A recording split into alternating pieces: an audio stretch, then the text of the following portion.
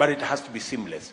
Maybe David can help me explain better. Let me elaborate Yes. so that Ramit can react. Okay, let's throw some numbers. The thing we want to sort of react to, and you're the best person to react because you run a private MO, correct? Correct. Now, we're trying to solve, let's first say 550 billion. Yes. Contributed as follows. Government and donors, 350. Insurance, including social and private, 50. That's NHIF and private. It's about 10%. Mm-hmm. Okay? 27% out of pocket, 150 billion. So we then do, but we say,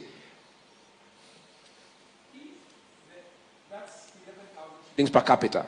Right. Or because we have 12 million households, it's 55 million shillings per household. 55,000 shillings per household. So we look at it and say the following. The government is spending 7 shillings per person. Or multiply by 5. Yeah. 35 per household. Per household. Government is spending 6 to 7 shillings per person.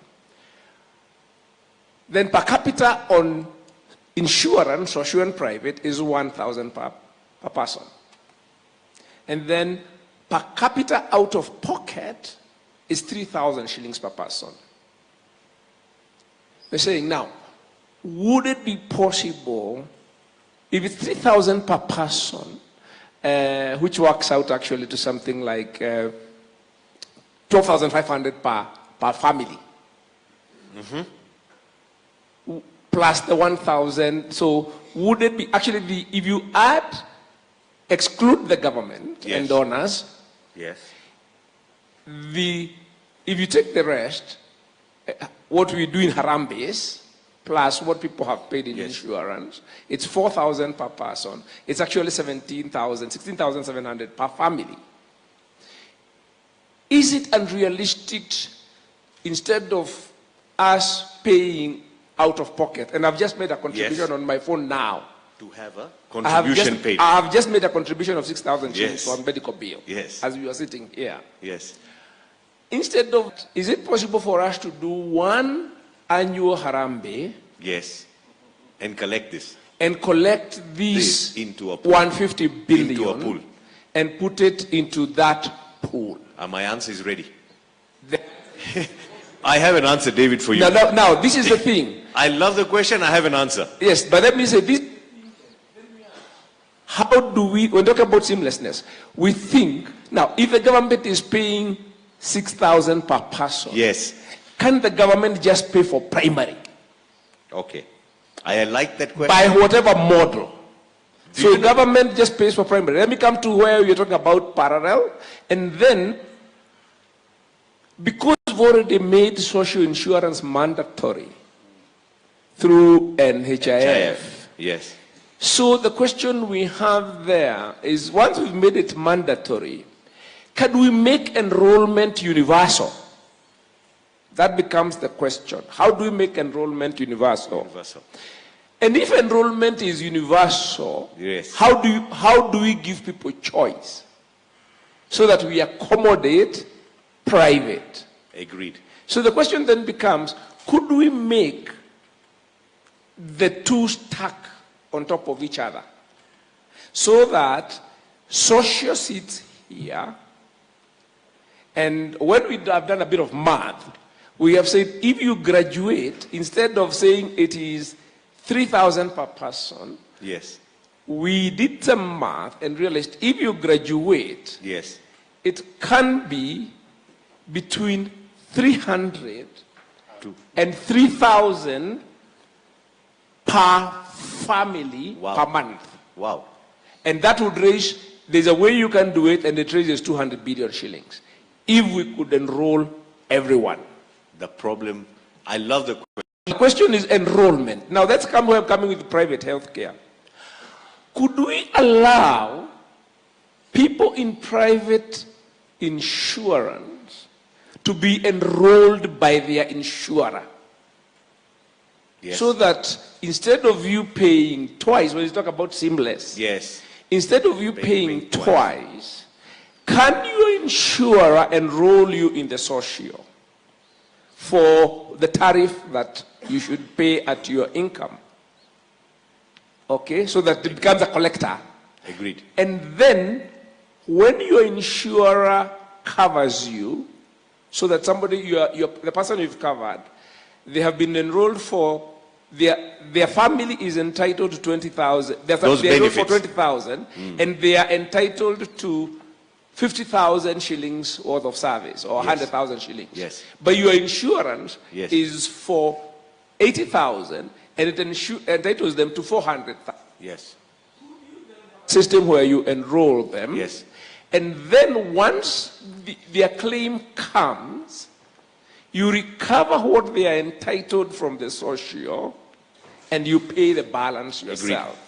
Yeah. That's what you're calling seamless. I like Is that something that we could work towards? Yes. I think it's workable, because even in the private insurance, there are ideas of co-payments and capped payments. So you are saying you are capping. So the first risk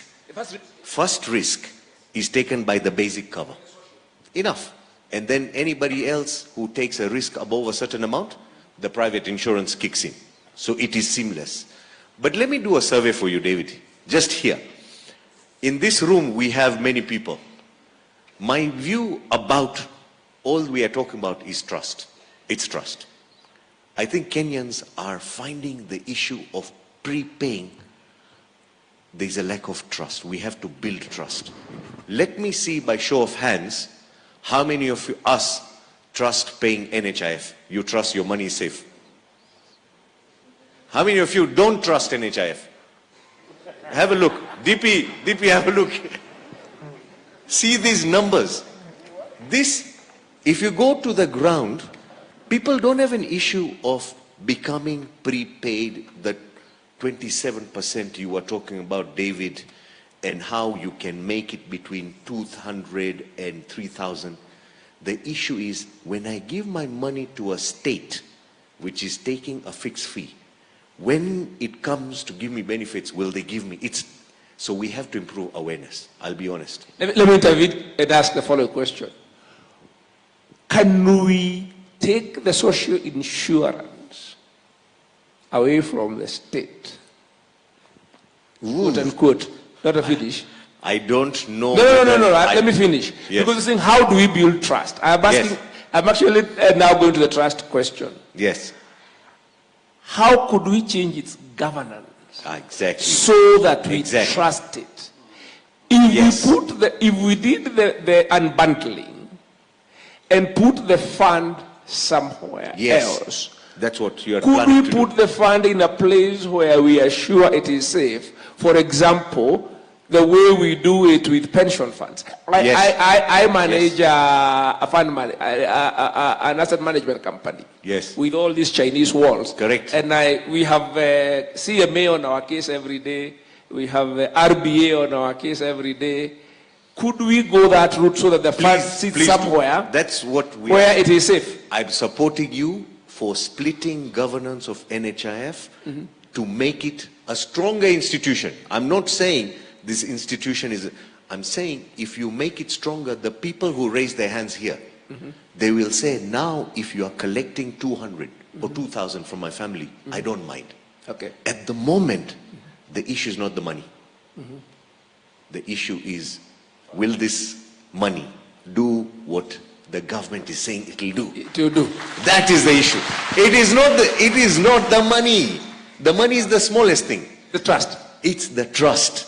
If you show Kenyans that you can create trust, believe me, forget 200, we'll pay 2,000 and we will make a social insurance happen. I think point very well made. In terms of, I think the seamlessness is answered. And you have brought in the biggest component, which is trust. Yeah. And I think the reason why we even went all the way to making it compulsory is because not too many people were coming on board. Correct. Now that it is compulsory, Yes. then there is no other option but to make it work. Correct. And to make it work is to make the systems there work better. Correct. Do you think, in your judgment, automating, what can ICT do? How can we leverage ICT to build more trust If I go to the NHIF website today, has anybody gone to the NHIF website? Anyone? Type your number. Do you get any data? So there's some simple, huh? Yeah. Do you get newsletters from NHIF as a member? Do you say, thank you, member, for being, because Jubilee sends you that. Jubilee tells you what is going on, because you know what? Jubilee wants renewal rate. At the end of the year, if you don't like Jubilee, do you know what you do? You move from Jubilee to? Yeah, you just move. With NHIF, you remain there whether you like it or not. So DP, what we need to do is we need to delight our members. IT, ICT, customer service relationship can improve. That's one. But also red alerts on where the leakages of fund claims administration system. To be honest, that's what it is. The whole insurance world, you know, in India, it's illegal to run your own claims as an insurance company. You're not allowed. You have to, by law, give it to a separate claims administrator who has a fixed fee called 10% of your premium. That's the cap. So I agree with you. We need to put an ERP in place. We have to put a claim system in place. We have to put a customer interface. We as Kenyans will know the day NHIF has become more tech savvy, because it will start communicating with me as a member. I have a hard time receiving, and I'm not very happy about that. I do want our customers of NHIF to be happy. And let's make them happy by giving them what they want. Thank you very much, Amir Taka, for your insights. May I just one moment? Yes. One final one, just as an observation. Mr. Taka, one of the issues about trust simply boils down to an experience of NHIF